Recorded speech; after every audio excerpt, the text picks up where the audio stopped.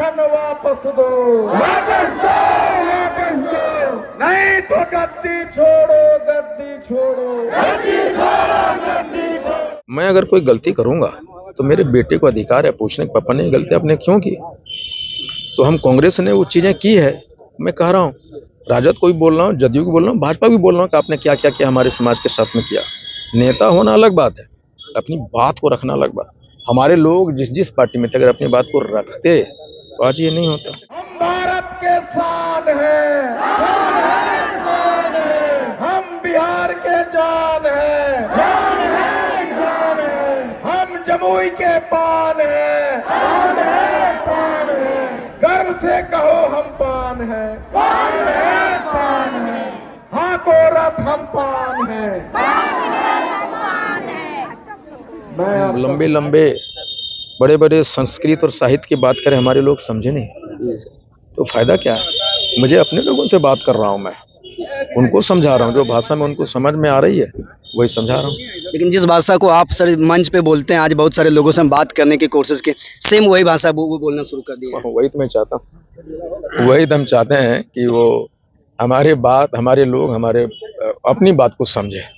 मेरी लड़ाई खुद की नहीं, उनकी लड़ाई, मेरी आईपी गुप्ता की लड़ाई उनका खुद का लड़ाई बने और उसमें मैं सफल होता हुआ देख रहा हूँ। नीतीश कुमार और नरेंद्र मोदी जी से कहना चाहते हैं कि अगर तय समाज के पहले अगर हमारा आरक्षण जो लिया है, छीना है, उसको वापस कर दे। नहीं तो अगर तय समाज 2025 को जब पटना में 10 से 15 लाख जब पान समाज कुछ पड़ेंगे तो समझ लीजिए कि हमारा एक पार्टी तैयार होगा, वो पान पार्टी, और हमारे इंजीनियर आईपी गुप्ता, उनको हम प्रधानमंत्री के पद पर देखना चाहते हैं। इस बात का सुकून है कि हम अपने लोगों की ये समझाने में सफल हुए कि 78 बरस से तुम क्यों पिछड़े रहे। नमस्कार, मैं रंजित कुमार, आप देख रहे हैं मास्टर मीडिया बिहार। अभी हम इस वक्त जमुई में हैं। जमुई में आज हाको रथम पान है, पान आंदोलन का आज 8वां महारैली था। आज 8वां महारैली देखिए अभी इस वक्त समाप्त हुई। आइए महारैली करने वाले पान महासंघ के राष्ट्रीय अध्यक्ष इंजीनियर आईपी गुप्ता साहब, आइए हम बात करने की कोशिश करते हैं, जो कि अपने भाषण के दौरान लगातार पान समाज के लोगों में जोश भरने की कोशिश करते हैं। आइए सर से हम बात करने की कोशिश करेंगे। सर सबसे पहले स्वागत है आपका। हाँ, थैंक यू। सर आपने पान महासंघ का भी सर लगातार बिहार के तमाम जिलों में लगातार घूम रहे सर, सात रैली कर दिए सर, 8वां रैली आज जमुई में था सर। जमुई में क्या कुछ लगता है सर? जमुई मेरा घर है, मैं इस मिट्टी का बना, यहीं पला बढ़ा। मेरे लिए ये मीटिंग बहुत खास थी। मुझे इस बात का अंदेशा जरूर था कि मैं यहाँ आईपी गुप्ता नहीं, किसी का बेटा हूँ, किसी का भाई हूँ, किसी का भतीजा हूँ, किसी का चाचा है। तो उस हिसाब से मुझे थोड़ा सा अंदेशा था कहीं ये सीरियस न ले ये लोग हमारे। लेकिन इस भीड़ ने अपने बेटा को, अपने भाई, अपने भतीजे को बहुत प्यार दिया और पहली बार मुझे एहसास हुआ कि ये आईपी गुप्ता की भीड़ थी। जब आप संबोधन कर रहे थे सर तो देखिए उस छत से लोग तालियां बजा रहे थे सर, जोर जोर से चिल्ला रहे थे सर। पान चाहे छत पे हो, आसमान में हो, पेड़ पे हो, कहीं भी हो, अब हाको रथम पान के साथ है। उसके दिल में हाको रथम पान पूरे जोर शोर के साथ समाया हुआ है। ऐसा माना जाता है सर कि पान अभी बोले छत पे, पान को छत पे चढ़ाने में सर अभी आपका बहुत बड़ा भूमिका है सर।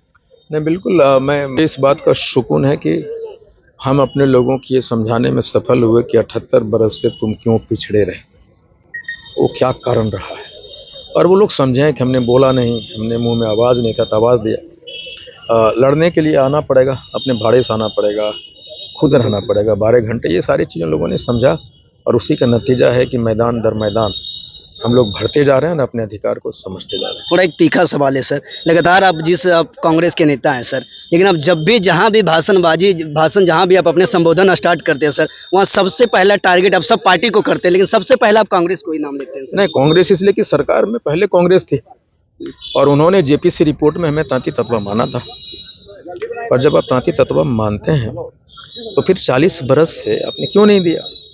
मैं अगर कोई गलती करूंगा तो मेरे बेटे को अधिकार है पूछने कि पापा ने ये गलती आपने क्यों की। तो हम कांग्रेस ने वो चीज़ें की है, मैं कह रहा हूँ, राजद को भी बोल रहा हूँ, जदयू को बोल रहा हूँ, भाजपा भी बोल रहा हूँ कि आपने क्या क्या किया हमारे समाज के साथ में किया। नेता होना अलग बात है, अपनी बात को रखना अलग बात। हमारे लोग जिस जिस पार्टी में थे अगर अपनी बात को रखते तो आज ये नहीं होता।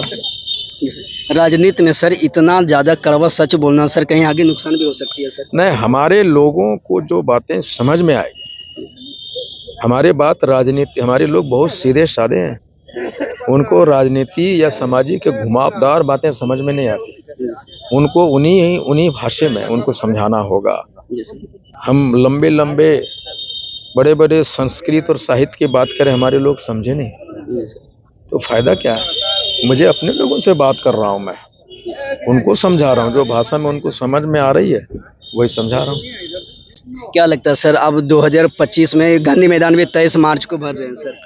नहीं, बिल्कुल हम लोग गांधी मैदान को खचाखच भरेंगे। और आप पूरे 23 मार्च के बाद आपके लोगों को सर कुछ अलग नजरिया से देखने लगे कि यदि सरकार नहीं मानेंगे तो हम लोग ये डिसीजन ले सकते हैं सर, क्या कुछ इतने नहीं, अभी उस बारे में सोचा नहीं। अभी तो हमें ये लोग देखना है कि हमें पहला जो काम है कि हाको रतम्पान को डिविएट नहीं होने देना चाहते, और गांधी मैदान तक पहुँचते पहुँचते हम लोग बैठेंगे, आपस में विचार करेंगे कौन सा रणनीति पे हम लोग काम कर सकते हैं।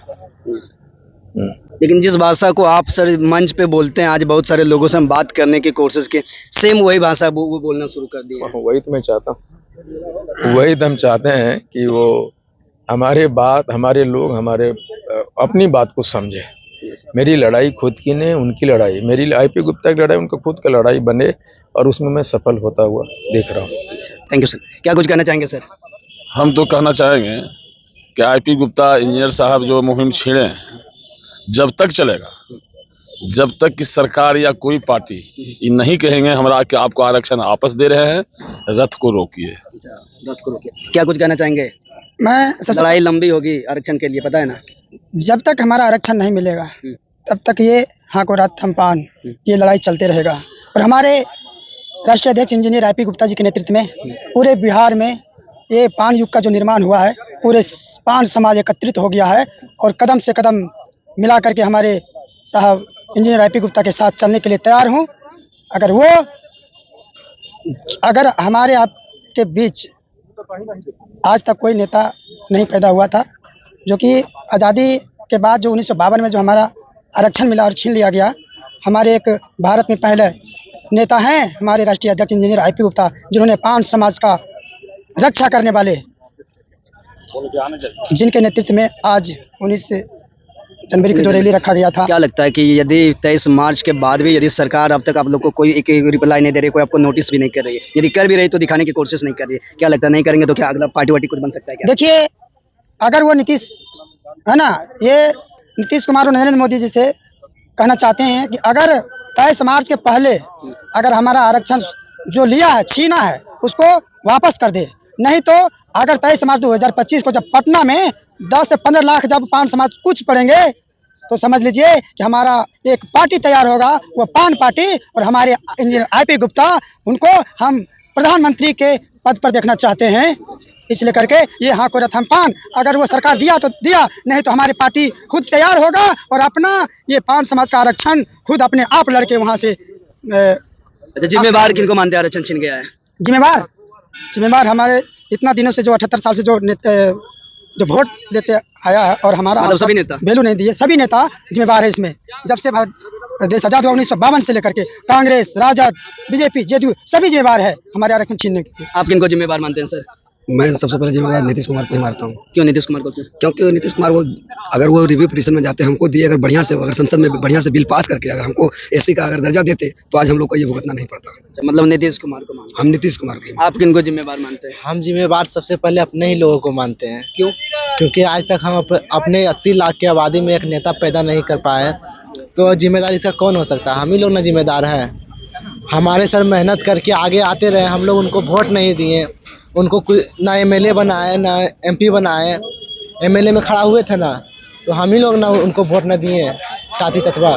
तो हम ही लोग जिम्मेदार हैं, हम लोग दूसरे पर क्यों जिम्मेदार लगाएं? मतलब अपने लोगों को वोट नहीं दिया। हाँ। तो चलिए, तो देखिए, ये थे पान महासंघ के राष्ट्रीय अध्यक्ष से बात किए, बाकी पान समाज के बाकी तमाम लोगों से बात किए, बाकी अपने क्या कुछ बोला, इनका प्रतिक्रिया आपने सुना है। तब तक के लिए देखिए, आप अपनी प्रतिक्रिया हमारे कमेंट बॉक्स में दे सकते हैं, लिख सकते हैं, हमें बता सकते हैं, सुझाव दे सकते हैं। आइए तो फिर मिलते हैं कभी नेक्स्ट टाइम, तब तक के लिए नमस्कार, धन्यवाद।